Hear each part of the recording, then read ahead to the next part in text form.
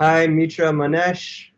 This is Kevin and David from Meditation Magazine, interviewing Mitra Manesh, a teacher of mindfulness and meditation from California, with work at UCLA over the past 8 years, and also training individuals and trying to make an impact in the world through meditation. So welcome to our podcast / video interview YouTube thing. Thank you. Thank you. Hi, everyone. Thank you for being here. So we like to usually start out these interviews with a short meditation. So do you have a particular type of meditation that you like to practice? Actually, I have a variety of meditations because I learned it in many different schools and countries. But the best one is to actually do it with our eyes open, the one that I like, and becoming aware of all the feelings that are in us right now, and we're aware of it, and allowing all of them to be there, in not fighting with anyone and not even getting attached to anyone. As Rumi says, let's welcome all guests, both uninvited and invited guests. So to sit with the eyes open, there was a little bit of static in the call, so it was a little hard to hear, but you said to be aware of all the emotions and all of the feelings, and to be sitting with it without resisting and just experiencing this, welcoming all experiences. Essentially? Correct. Okay. Yeah, well put. Okay, cool. You want to take a moment to do that? Maybe 3 breaths worth of time? Yes, let's do 3 breaths together. Deep, conscious, kind breaths.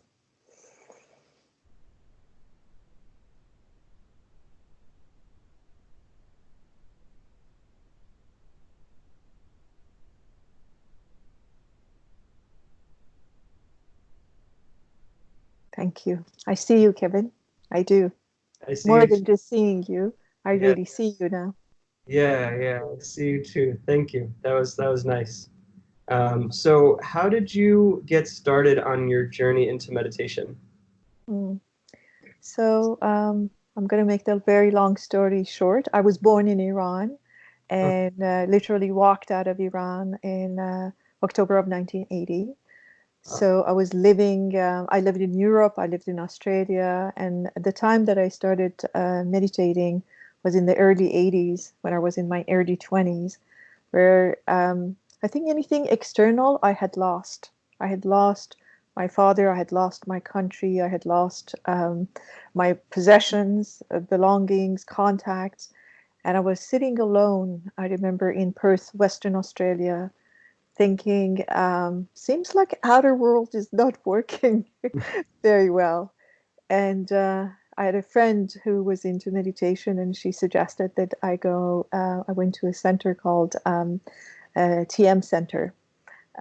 Those days, I think meditation came to the Western world through TM. And I learned how to do transcendental meditation. And it was very fascinating what happened for me, what meditation did for me. There was another world within the world that I was somehow familiar with, but didn't have a language for. So I started in the 80s. The short answer is that I started basically because of desperation. And I always say it was meditation or medication, and I went for meditation. Nice. Yeah, that's true. It's a good thing that those words rhyme. It makes for a lot of good expressions. Correct. I think I'd written an article called "Meditate, Don't Medicate" or something like that. Yes, it's too easy not use it. It was just but I remember literally that was the case. It wasn't like it was a cute thing that came to me, because my best friend was also my physician, and she suggested that I take some medication, and I told her that, I think I'm going to go for meditation and let the medication be medication. So wow, yeah. So I'm always fascinated by people's stories. When you left Iran, was that 1980 was before I was born, so I don't really remember the history so well. Was that around the time that the Shah was like taken, like he lost his power? Yes, Shah had left, and Khomeini, who was a clergy, had come over to Iran. He was in exile by Shah, Mm. and he returned to Iran and took over power, and things were upside down, the best way to explain it. And I did not tune in with the best way to put it is with the political forces of those days. And so the war between Iran and Iraq also started. When Khomeini came, he Mm. started a war with Iraq, and about a year later. So the airports were closed. So I literally walked out of Iran and walked into the border of Iran and Turkey, and life was challenging. I think I realized that just think about everything you're counting on right now, like your community, your contacts, your family, your friends, your loved ones.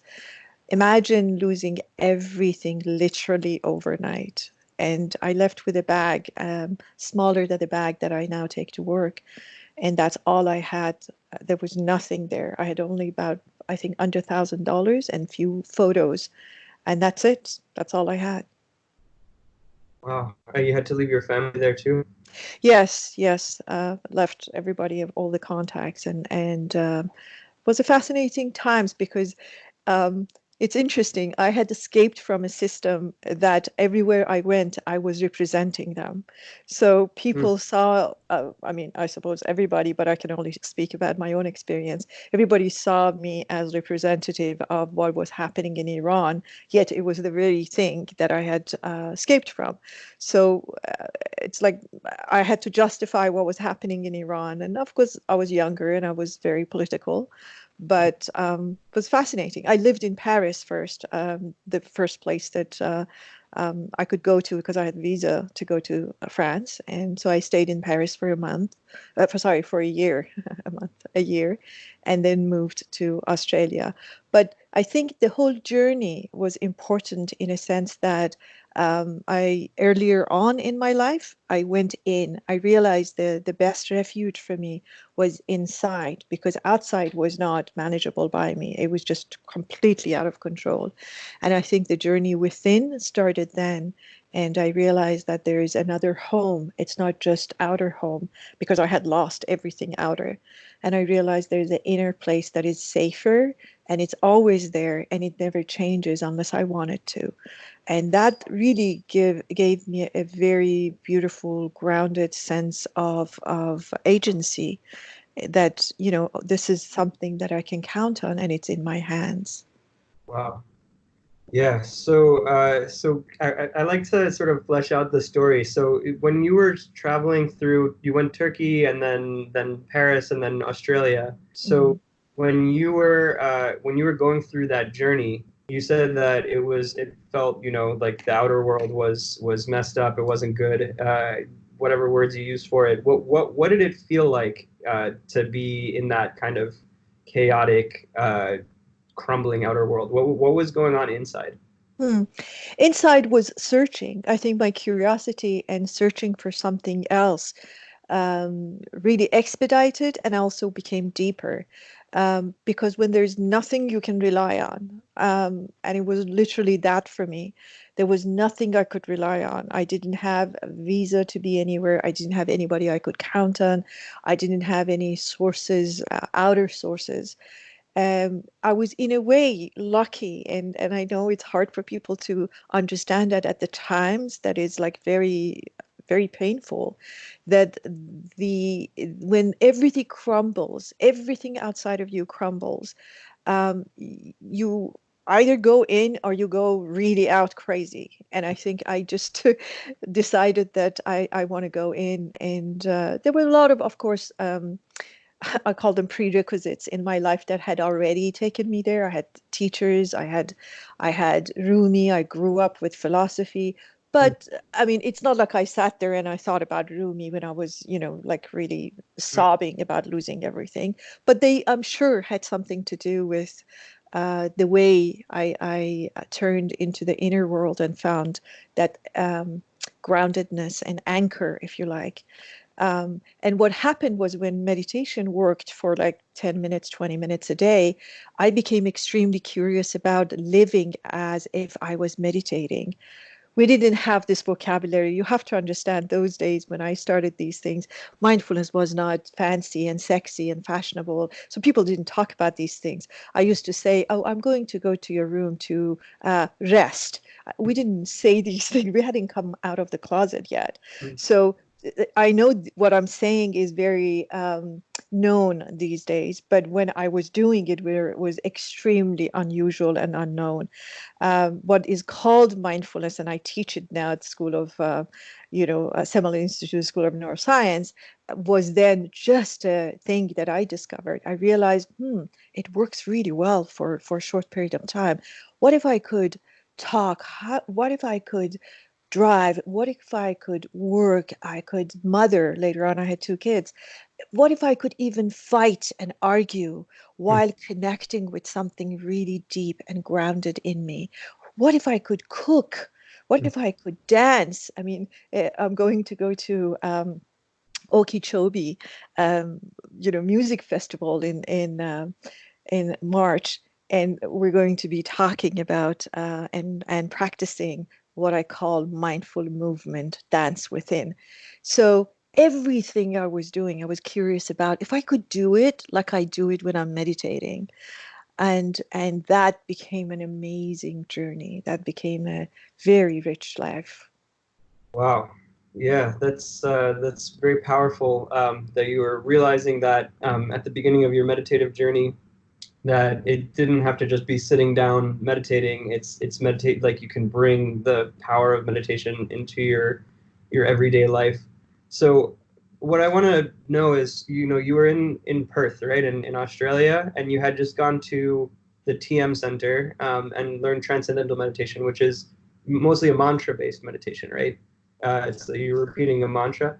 So, was it during that time that you were trying to bring meditation into your life? Were you trying to use the mantra in your everyday life, or were you just trying to be in sort of a meditative state in your everyday life? Hmm. So beginning was just discovery. Beginning was, oh, I can let these wild waters, I can let this really out of control horse settle down. And once I realized that I can, then it became very personal. And I am indebted to many, many schools of learning, but I belong to none of them. So I moved on, and it was fantastic and it was great. And it's a tool that I still use because I do a lot of corporate training. I do a lot of work with individuals one-on-one. So I use it because, as you know, there are like different kinds of meditation, and that's focused meditation. It's fantastic for settling down, but I always say it's a great place to visit, not a good place to become citizen. So I'll visit it. I use it as a tool, but I moved forward and through other teachers, through many schools of isms, I learned other ways of meditating. As you know, there is the visualization, there is the focus meditation, there is the cultivation, there is the mindfulness. There is so many, and every one of them have served me, but none of them have stayed my only master. Great. So you have like a tool belt now where you have all these different tools, different types of meditation for different types of situations. Correct, Yeah. correct. And use it both for myself and for, when I'm teaching, coaching, and training, depending on if I'm in a workplace, like focused meditation is extremely helpful because everybody wants to settle down.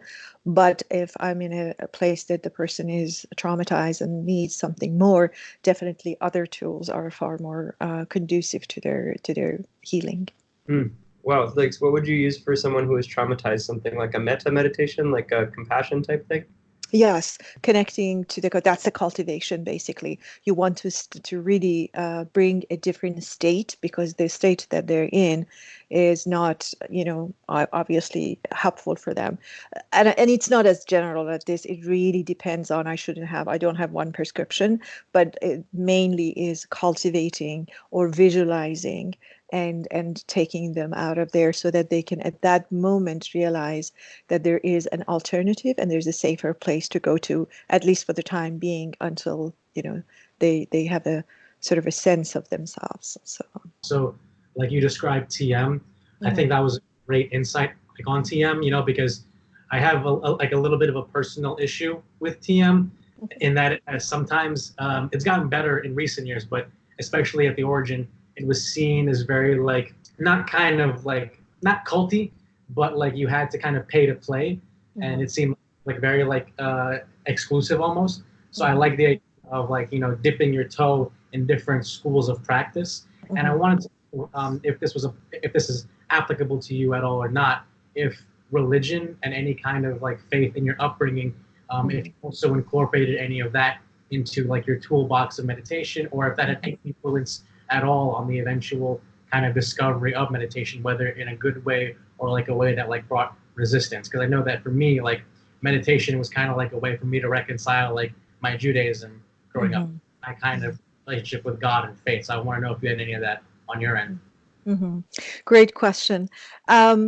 So because of my experience, I had become a little bit allergic to religion, and I'm sure you can appreciate that. And what I decided, and I don't think it was just this clear then, but now that I look back, what I decided was that there is wisdom. And as my teacher, my Buddhist teacher used to say, there is a gift in everything that I come across. So I decided that I will go into any ism without any judgment, get the wisdom, and just leave the rest. I always say, get the gift and leave the rest, and come out. I actually then started doing everything I was doing in a very secular way. And to this day, I never ever use any words that might activate anyone. It's extremely secular because I used to get activated by any ism. And then I also realized that every ism, there is the wisdom aspect of it, but then there is the political aspect of it, and the PR aspect of it. I never connected to that part, to be honest with you, but there is wisdom in everything. I mean, it's really amazing how much wisdom there is in every ism.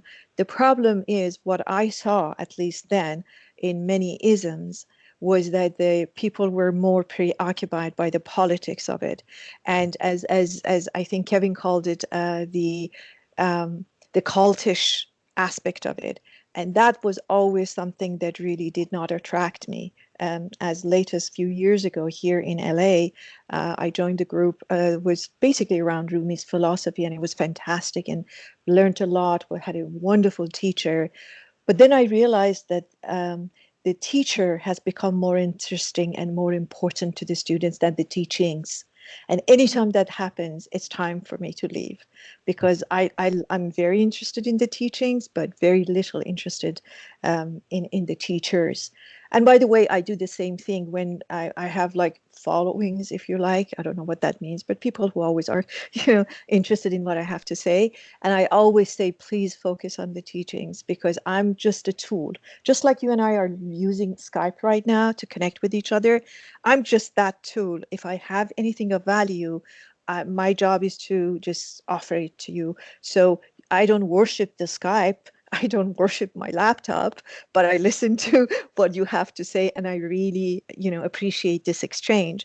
So yeah, that was the part that was not attractive to me in any ism, when the ism and the teachers were far more valued than the teachings itself. Yeah. Gotcha. Yeah, that's a very insightful answer. You've mentioned their name a few times, and I have some familiarity with them, but just for people that aren't, aware, could you kind of describe who Rumi is? Oh, sure. Yeah. Yes. Rumi, sorry, the assumption is that, yeah, thank you for that clarification. Rumi is a poet, philosopher, who lived over 800 years ago. And he actually was from a very religious family. In fact, his father was the head of the mosque. He was a Muslim, and was grooming Rumi to become the head of the mosque. And Rumi met his teacher called Shams. I mean, there's a lot of stories about it. We're not sure if Shams actually was a person or was a teacher, just a vibration. Honestly, it doesn't matter. But when he met Shams, his teacher, Shams, by the way, means the sun. When he met Shams, the light, the sun, fascinating, his life changed. And there's a beautiful story that Rumi stops going to the mosque, and people are very upset because in Islam, a lot of questions are answered by head of the, whoever is leading the prayer and is in charge of the mosque. So people are upset and they're angry with Shams, the new teacher, and ask him to return so that they can ask questions.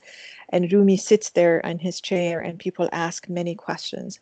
And he gets up and starts dancing and says to them, and the dance is a famous Sama dance, which is one hand to the sky and one hand to the ground, which is very symbolic, bringing the sky and the earth together. And he says, I have found my dance. You should all go and find your own. I cannot help you or answer your questions any longer. So that's the Rumi that I'm talking about. And because I've heard of Rumi from my Muslim practicing friends, that's how I'm familiar with them. But do you kind of adhere or get inspiration from Rumi in a context of practicing Islam, or do you kind of separate the two, the faith from the poet? I only practice consciousness. That's the only thing I practice. I do not belong to any religion, but I respect all of them. But no, I'm not a practicing Muslim, if that's the question. I'm not. And the only reason I'm attracted to Rumi is because of his journey and the fact that he questioned everything about his religion and went with the spirituality and let go of the religion. So he could be believing in anything and I'll still be interested in him. That's awesome. All right. Thank you. Thank you. Great. So I had a couple other questions about what you're up to right now. I think it's pretty cool that you're working in the neuroscience department at UCLA because I think it's important for science to sort of catch up with the ancient wisdom of meditation. Can you talk a little bit about what you're doing there at UCLA? Sure. I have to put a disclaimer there that I'm not a scientist and I teach at Mindful Awareness Research Center, which is in the School of Neuroscience. However, the reason they allow me to teach in a place like that is because now the science has caught up with the wisdom. Wisdom knew thousands of years, but science needed documentation and verification, and thank God we have it now. And that's why now science has become the verification and evidence for the wisdom that the sages and the teachers knew for thousands of years. So it's interesting. I have a couple of scientist clients and students. I say something and they give me the evidence of it. And that's why I was hesitant to go there when you asked me that question, because I want to make sure that I'm not claiming that I'm a scientist. I know things that now by science has been verified, but I am not a scientist. But it's fascinating things happening. Now you can Google anything in mindfulness, anything, and mindfulness and see how many things show up. When I was first started teaching, I was, I think it was about 25 years ago when I was talking and teaching mindfulness. I remember I had printed, there were only 3 pieces of evidence that I had, and I had printed it and I was taking them with me everywhere I went because everybody was sort of so suspicious and like, well, I'm not sure, what are you saying, and who said that? And I would say, here, study these. There were 3 of them. Now there are millions, and now I just give them a link and say, go and check it out for yourself. But yes, that's what I'm doing. I also have a private practice in Beverly Hills, California, where I see clients and teach them to love, live, and lead mindfully, because I also take mindfulness to workplaces. And I've been doing that for 35 years when these things weren't really welcomed. And I didn't call it that, to be honest with you. I called it inner and outer. I called it form and substance. My business was called Form and Substance for 2 decades. and all the big names. I mean, if you check my resume, there were a lot of big names that were interested, and they didn't know. They said, like, you do it a bit differently. And I said, yeah, thank you.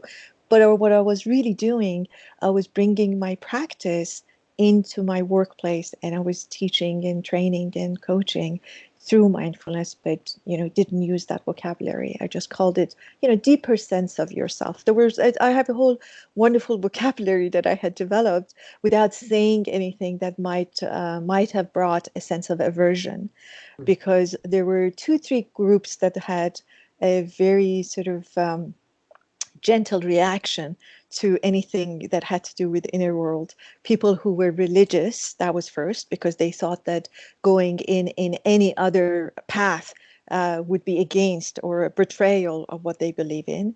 People who were anti-religion, who thought, like, this sounds like a religion to me. So I was very careful with that. Or people who thought there is no room for inner work to show up at workplace. So I was working with 3 very strong groups with aversion.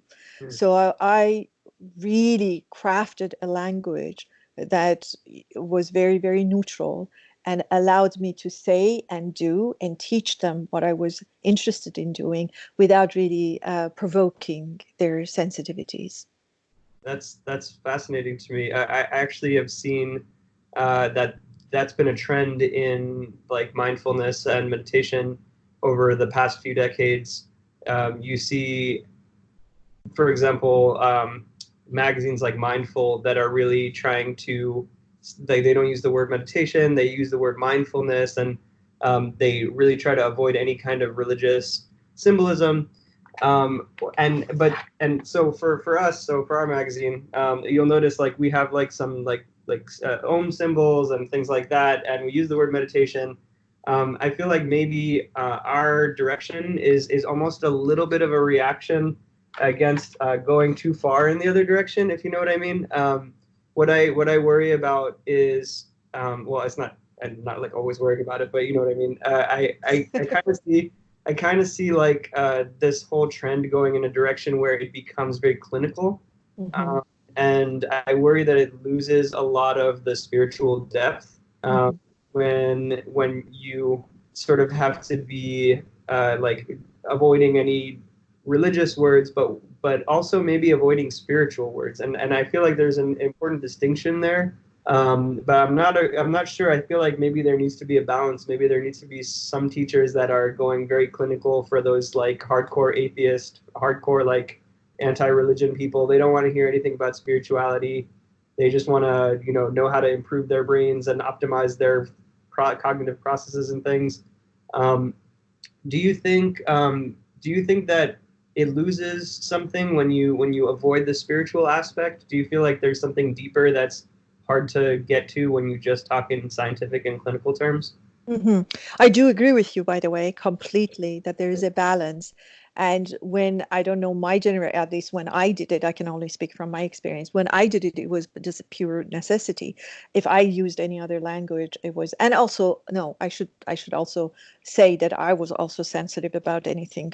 As I mentioned, I had a bit of gentle allergy because of my personal experience about religion. But I do completely agree with you that when it becomes too, I call it mechanical. When it's mechanical, it loses its essence.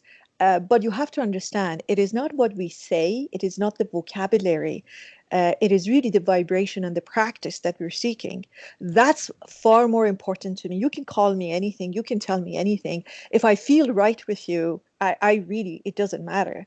And it was interesting, I was speaking at a conference and I was sitting next to a very intelligent young woman who had done her PhD in the same area. So we were both speaking, and of course my experience was basically from my personal experience and professional experience, and hers was extremely academic and very valuable. So we have lunch, and she's attracted to me, and I'm attracted to her because we've got like really good work together. And she comes to me and she says, yeah, so there's something about you that I feel I'm missing. What is it? I said, I don't know, I can't answer that, but let me ask you a question. Do you practice? She said, practice what? I said, how can I put it gently? Practice all your research. And she said, she went all red and she was blushing. She said, no, to be honest with you, I don't. I said, I think that's the difference. Everything I teach, in fact, by the way, if I haven't practiced it, if I haven't experienced it, I do not teach that. I have said no to subjects that they wanted me to teach only because I could not sit there and I say, this is what happens for me. I didn't mention, but I have an app out. It's called Inner Map, which is purely built on stories. And the reason for that is that my classes at UCLA are very, very popular. They usually, go into waiting list. Which is, unusual. I mean, people, it's not a concert that, you really want to do it. So I asked students who really come to me and I said, what is it about what I teach? And by the way, I think I'm the least qualified academically of teachers. And they all told me is your stories. It's your stories that are attractive. You can relate to them. So those stories were real stories. Of course, I modify them, take names out, put a little bit of more, personal touch to it, but they are true stories. So you can only build stories, you can only tell stories, you can only teach through stories when you have been part of those story making. So hence the app that is like teaching you with 3-4 minute stories. By the way, that's how I learned. I learned from my teachers through stories. Yeah, it gets too technical when we just learn it from books and we think it's a great idea. And you know what? You cannot fool people. I can listen to anyone for 2 minutes and can tell you if this was a research project or a wonderful book that they wrote or read, or is it something that they have truly experienced. The difference is between doing and being. I can do mindfulness, but I need to be mindful in order to be able to hold the space. Another story from a teacher, very short one. My teacher told me, and this was a Buddhist teacher, by the way, a Buddhist monk, a Vivekananda. He told me you should be able to teach mindfulness if you lose your tongue. And I said, Vivekananda, how can I teach without my tongue? He said, he took his hands out and he said, by holding it and being it, by showing it, not by saying it. Wow. Yeah. Yeah, that's deep. I'm pretty moved right now. Yeah. Yeah. It's a powerful thing. Yeah. And actually it touches on something that we had been talking about earlier, where you said, I'm interested in the teachings, not the teachers. Mm-hmm. But I feel like that, considering what you were just saying, I think it needs to be qualified a little bit, because sometimes it is the teacher, without the person saying anything, they can be showing you something without giving you any verbal teaching. It's just radiating off of them. You know what I mean? True. Yeah. I agree with you. But then it is the teachings that have been fully realized by a being. Yeah. So again, it's the teachings that needs to be fully realized, because especially these days, if you look at the teaching, everybody has the right vocabulary. I'm not worried about vocabulary. Everybody talks about unity and elevation of soul and oneness and mindfulness and neuroscience, and that's fantastic. But that's only at the mind level. That's fantastic at best. So to me, learning has 3 stages. There is the identification, when we realize, like I told you, there is something deeper. Then it's at the mind level, which is comprehension, which is fantastic. You get it. You say, oh, I got it, Mitra. But then it's the realization, the last and most amazing step of it, which I actually incorporated in my everyday living. I now realize, like, my heart is beating a bit harder. I realize that I'm quite connected with what I'm saying with you. I can see you as a fellow human being who's on the journey. At that moment of realization, I could not pay attention to what name you give it. You could have any name for your journey, any name for yourself, for your teacher, for the place that you learned from or are affiliated with. I connect with you. I don't have any aversion to that. My only sensitivity, and it's not even aversion, it's a very mild sensitivity, is when people who comprehend it or identify it believe that they have realized it. Because only for them, because then they won't continue their journey. If I think I know, I'll stop knowing. Yeah, that's a good point. So, where do you see yourself in 10 years from now? What are you trying to do, like, with your life for the next, 10, 20 years? What do you want to do? So I am in my 60s. I am 62. And the only reason I'm doing what I'm doing is because I want to leave this world. And I'm very aware that I'm at the latter part of my life. And happily so, by the way. I also teach mindful aging. I want to leave this world a better place than I left it. And it sounds great, sounds like a Hallmark card, but I really mean that. I mean that in a sense that I'm very much involved in artificial intelligence and mindfulness. And I think, and I want to be far more involved. I spoke at a conference that is done by Jeff Bezos every year, Mars conference that is by invitation only. And I insisted that I talk about mindfulness and artificial intelligence because we have made up this future that frightens the hell out of us, thinking that artificial intelligence will take over, and it may, but think about, at least initially, whose consciousness is creating that artificial intelligence, whose non-artificial natural intelligence is giving birth to that in artificial intelligence. So I see my role to be extremely involved in that world because that is my responsibility. I see everything expediting in their movement.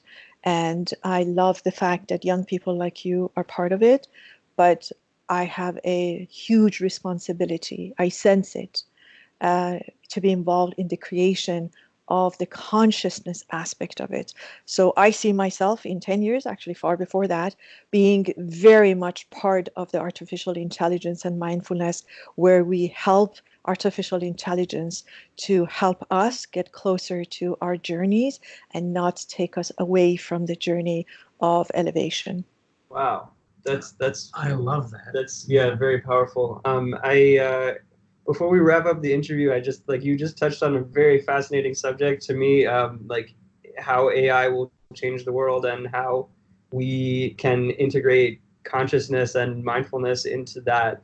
And for me, I've thought about it before in terms of how to create conscious AI, how to understand what consciousness is like from a subjective perspective, and how to actually create the first conscious machine. But I kind of like what you're saying, the direction that you're taking into it, which is seemingly whose consciousness is creating that AI, and how is that going to affect the way that the AI operates. And to me, it seems like every individual programmer who's programming the AI is going to have some impact on the way that the AI operates. So to me, it would seem that, based on what you're saying, that the consciousness of the humans that are programming, like the actual literal programmers that are sitting and coding, is actually going to influence what AI becomes. Absolutely. Yeah. Absolutely. And the way we use it, you have to understand almost everything mechanical, technical doing that we do, and AI will do it faster. So the nature of our busyness, and that's busy with Y-ness, is going to change. So we need to, so yes to that, but I'm also adding to that, that even at the end user perspective, not just the producer of it, but also the end user of it, the meaning that now at least the Western world ascertains from work will change. I may no longer be able to get meaning from my work. So the question is, where do I find meaning in my life? So everything that we put in there becomes augmented. Whatever we have told that artificial intelligence, whatever code we have put in there, and how we use it is going to be extremely important. So the calling here, let me tell you what I want to say.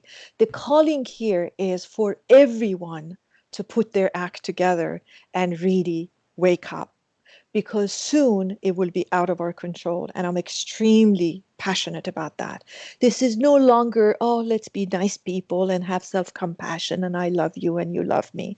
It is about, if we don't wake up, something will really drastically go wrong. And I don't believe in conspiracy theories, to be honest with you.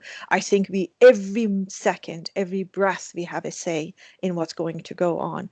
But right now, because of the speed of things, we need to wake up soon. We need to understand. And I always think the movies of nations is very much the indicator of their collective consciousness. So when I look at the movies, it's almost all of them are fear-based, based on AIs of the future. Almost all of them, not all of them, but almost all of them. And that tells me that we have this fear that they, whoever they are going to take over. But they are now, at least, I call them our mechanical children, are being raised by us. So if I knew, imagine you were my son and I'm raising you and you're very, very, very, young, but I know for sure that you will be running the world. I would put a very different attention on raising you, because I would know the future depends on you. And that's the responsibility that those so-called programmers and coders have. It's not that they are out of our control. It's that they will be if we do not pay attention to it. That's why I am almost forcing mindfulness, consciousness, it doesn't matter what you call it. I want to call it awakeness into creation, grooming, and usage of artificial intelligence.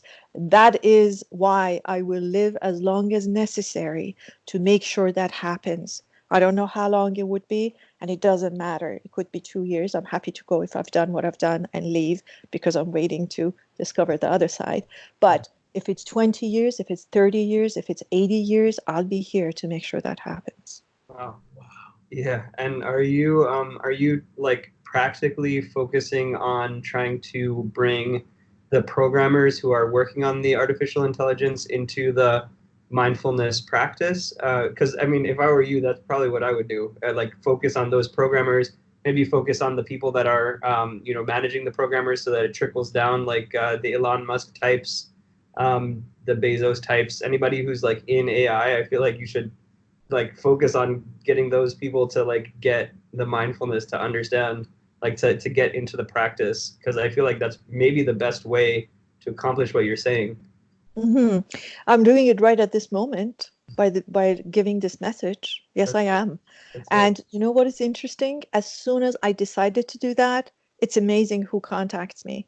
So it's vibrationally, by being and by doing.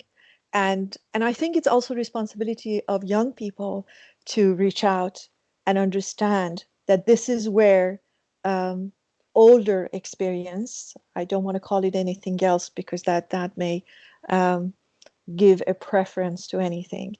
Older experience and a deeper experience is necessary. I don't know anything about coding. I actually got to know it a little bit through creating an app, working with young people. But I know that knowledge, when it's not turning into wisdom, is a dangerous tool. Yeah, wow. This has been a very enlightening and fascinating interview. Thank you, Mitra, for joining us on this podcast / YouTube video. And I hope that we see in like going into the future, more mindfulness trickling into the coding community there in California, people who are working on AI, and we'll know that that's your handiwork. I appreciate it. Thank you. I'm very grateful for both of you. Bye, David. Bye, Kevin. Hi. Thank you so much for your time, for your stories. Thank you.